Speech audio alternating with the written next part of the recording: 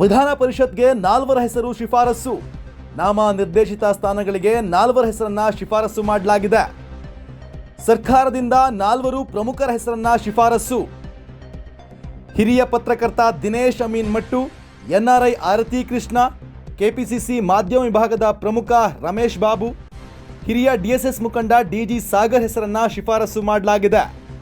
ಎಲ್ಲ 4 ನೇಮಕ ಬಹುತೇಕ ಖಚಿತ. ಅಧಿಕೃತ ಪ್ರಕಟಣೆಯೊಂದೇ ಬಾಕಿ.